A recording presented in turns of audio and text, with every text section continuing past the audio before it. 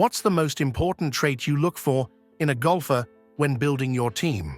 I think it has to be a mix. It's BMT is, I think, the most important. The ability to not give up, doesn't matter what the situation is at that point.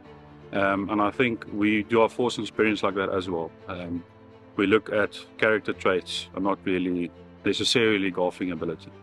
Honesty and integrity. If you're not that type of person, then all your playing skills are null and void. You need to be someone who's not just a golfer, but also a person in life that can be trusted.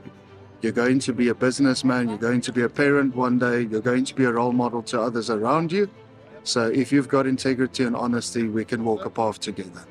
How do you keep your team motivated during a tough round of golf? Just stand with them all the time. Give them the accolades where it's need to be or where you can, and just be with them all the time. They appreciate that. Keep it light and get their mind off the golf every now and again, and then make them refocus on the golf course. If you could have any superpower for a day, what would it be and why?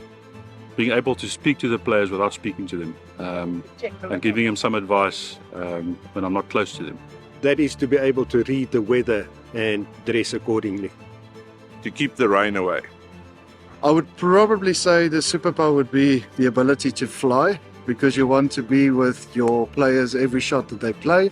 It's also a quick way to get around the course. It's a quick way to motivate your players, and it would just be awesome to see everything from the sky, wouldn't it?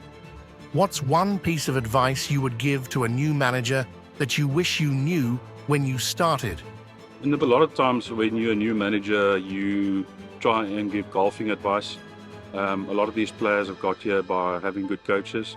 And a role as a manager is managing expectations and managing emotions.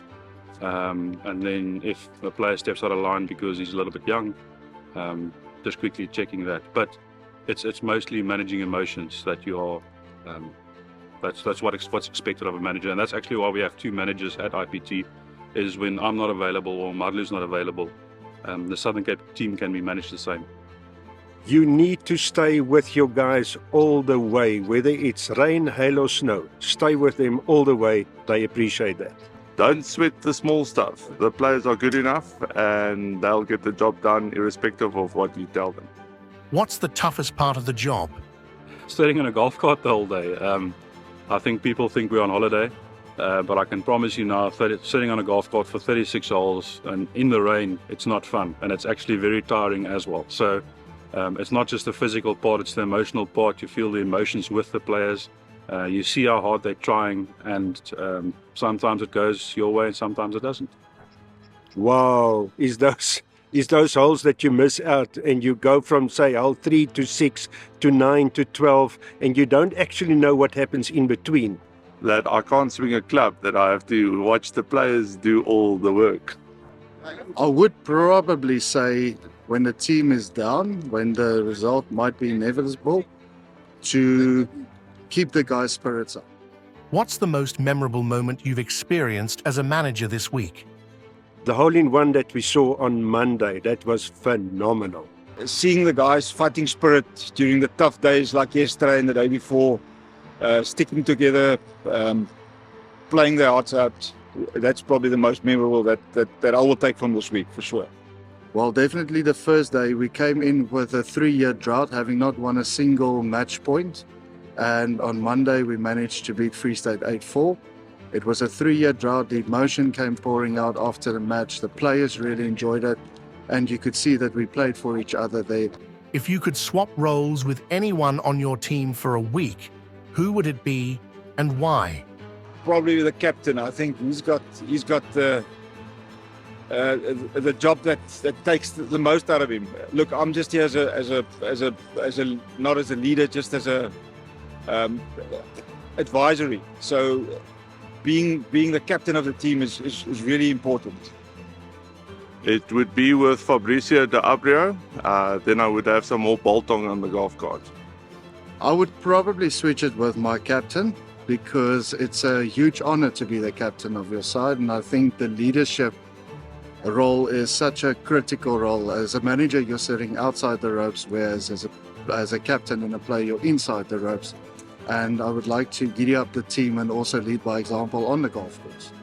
What do you think is more important for a golf team? Strong individual players or great team chemistry? Both.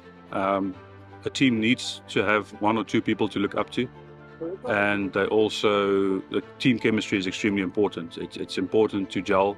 We also do stuff strategically so that our players that play together don't stay together, because sometimes you need a break from each other. But chemistry is extremely important. It can be infectious in the team, and if there's something that's niggling, you have to sort it out immediately. Team chemistry, absolutely. Nothing better than team chemistry, because individuals will pull the other ones up in the team. I believe you firstly need a strong player, because the strong player will create the team chemistry. You look at the Ryder Cup, you look at the President's Cup, teams that are successful have got a central figure, someone who puts the team together, someone who galvanizes them, and that's what you need at provincial tournaments as well. If you had to choose a theme song for your team, what would it be? Well, I think as you asking me on this on day 4, I would say the theme song for now would be Wake Me Up. It'll be after the IPT, because at this stage we are fighting relegation. So it's definitely a song I'm keeping in mind, because I wish the next 2 days would go quickly and will go our way. Simply the best. Don't stop believing from, I'm not even sure who's the artist. We were in trouble the last couple of years. I would say the final countdown, because that's what we've been up against this year. How many energy bars has your team consumed so far this week? Actually, not a lot. I'm been very surprised with my team. They are adopting to the new culture and what we're trying to create with the union, and that's dried fruits and normal bananas and nachos and stuff like that. So we are trying to get them healthier, but it has to be a lifestyle change. It's not just something for this week. So we're trying to change the culture back home, and hopefully in a year or two's time it won't even be necessary for energy bars. These guys are hungry. They're like a pack of hungry wolves. I think we've done now over 80 already, and we're on day 4 only. About 60. Really lot. Real lot. We're about at 50, I would say. Give or take another 20.